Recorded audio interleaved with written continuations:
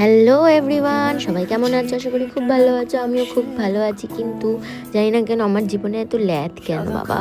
কবে আমি এই ব্রাইডালটা সাজাতে গেছিলাম? 24শে নভেম্বর, হ্যাঁ। তো আমি আজকে সময় পেয়েছি এডিট করার। ল্যাদ ঠিক নয়, সময় পাচ্ছিলাম না, কারণ এই সময়টা আমাদের একটু কাজের চাপ থাকে, তাই জন্য ভালোভাবে ভিডিওটা এডিট করা, ভয়েস ওভার দেওয়া একটু ডিফিকাল্ট হয়ে যায়। তো তার জন্য একটু দেরি হয়ে গেছে। এই ব্রাইডের লুকটায় তোমরা আমাকে অনেক ভালোবাসা দিয়েছো, তাই জন্য থ্যাংক ইউ সো মাচ। ব্রাইডকে পেয়ে গিয়ে ঝটপট শাড়িটা পরিয়ে নিয়েছি। এবার শুনে নি ব্রাইড কেমন কি লুক চায়। আজকে তোর বিয়ে, কেমন সাজতে চাইছিস বল?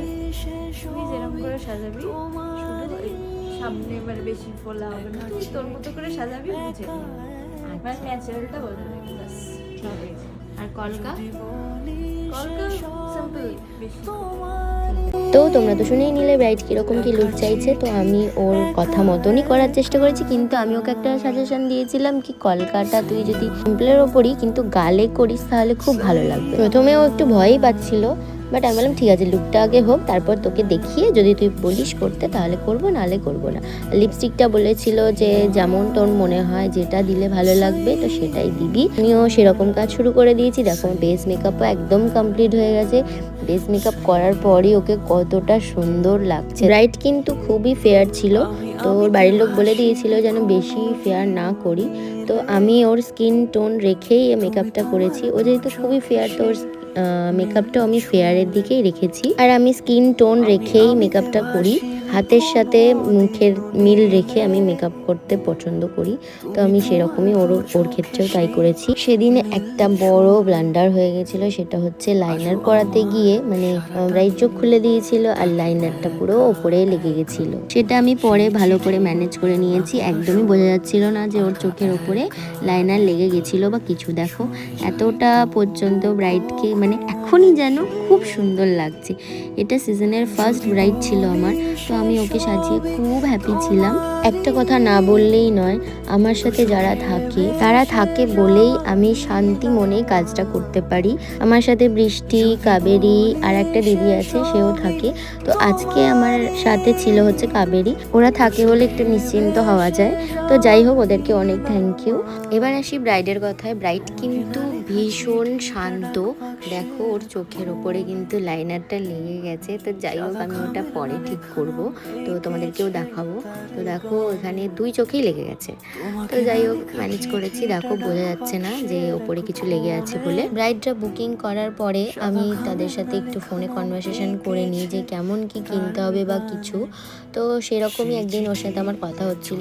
তো আমি বললাম যদি তোর কোনো লুক ভেবে থাকিস যে তোর দিদিতে এরকম লুক চাই, তো আমাকে সেটা তুই পাঠাতে পারিস, ঠিক আছে? সেটা অন্য কারোর কাজ হলেও চলবে, কারণ এরকম নয় যে অন্য কারোর কাজ বলে আমি সেটা করবো না, ওরকম নয়। থাকে না এক একজনের এক এক রকম পছন্দ, তো সেরকমই আমি ওকে বলেছিলাম। তো আমাকে বলেছিল দেখ, আমি তো অন্য ফটো দেখে তোকে বলতেই পারি, বাট যার ফটো আমি দেখাচ্ছি তাকে মানে তার মতন তো আমাকে দেখতে নয় যে আমাকে সাজার পর ওরকমই লাগবে। তো তোর যেরকম মনে হয় আমার ওপর স্যুট করবে, তো তুই সেটাই করে দিবি। ওর কথাটা শুনে আমি খুবই খুশি হয়েছিলাম। আবার এমনও অনেকে আছে যারা এরকম ফটো পাঠিয়ে বলে আমার এই রকমই লুক চাই। আমি তখন তাদেরকে বলি হ্যাঁ এই রকম ধরনের লুক হয়ে যাবে, বাট তোমাকে যে এই রকমই লাগবে এটা কিন্তু হবে না। তখন আবার কেউ কেউ আছে যে মেনে যায়, আবার অনেকে আছে যারা মানতেই চায় না। আমার এই ব্রাইড দেখি নিজের থেকে এই কথাটা বলে দিল। সেটা শুনে মনে হলো যে এখনকার ব্রাইডরা বেশ বুঝছে এই ব্যাপারগুলো। আমার ব্রাইড কিন্তু অলমোস্ট রেডি, এবার শুধু হেয়ার স্টাইলটা করার বাকি আছে। আচ্ছা তোমরা দেখে বলো তো গালে কলকাটা করে কি ভালো লাগছে, মানে আমি কি ঠিক ডিসিশন নিয়েছি? কমেন্ট করে কিন্তু জানাতে হবে তোমাদের। রুমের মধ্যে যে লাইটটা থাকে সেই লাইটেই দেখো ব্রাইডের মেকআপটা দেখাচ্ছি, একদম ন্যাচারাল। ওর হাতের সাথে কিন্তু মুখের মিল আছে। ব্রাইড কিন্তু বেশ হ্যাপিই ছিল এতদূর দেখার পরে।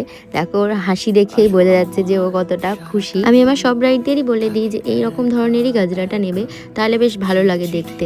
আগামীতে যারা ব্রাইডাল বুকিংয়ের জন্য কোয়ারিজ করছো তারা দেরি না করে ঝটপট আমার সাথে কিন্তু যোগাযোগ করে নিতে পারো 7980054695 এই নাম্বারে। আর আমার স্ক্রিনেও আমার নাম্বারটা দেওয়া আছে, তোমরা চাইলে আমাকে কল করে নিতে পারো বা হোয়াটসঅ্যাপ করতে পারো।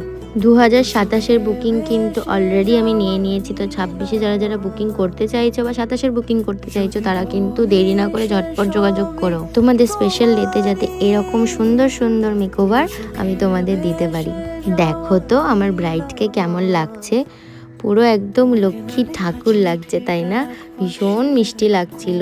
এবার তোমরা কমেন্ট করে জানাও আমার এই ব্রাইডকে কেমন লাগছে, আর যদি কোনো ভুল ত্রুটি হয়ে থাকে তাহলে আমাকে সেটাও জানাতে পারো। আমি নেক্সট টাইম চেষ্টা করব যাতে ঠিকঠাক করতে পারি। দুঃখের বিষয় একটাই, আমার ব্রাইড ভীষণই লাজুক, মানে ক্যামেরাতে অতটাও কমফোর্টেবল নয়।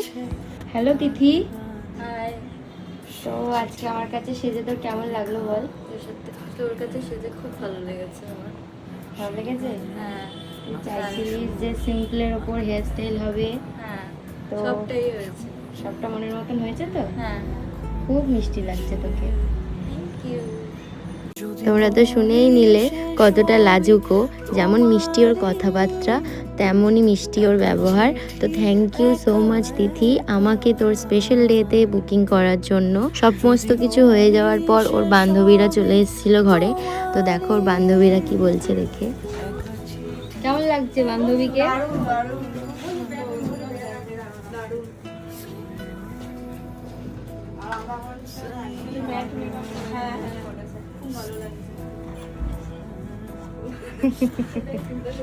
বিয়ে বাড়িতে ব্রাইডকে এত সবাই প্রশংসা করছে যে লজ্জা পেয়ে গেল।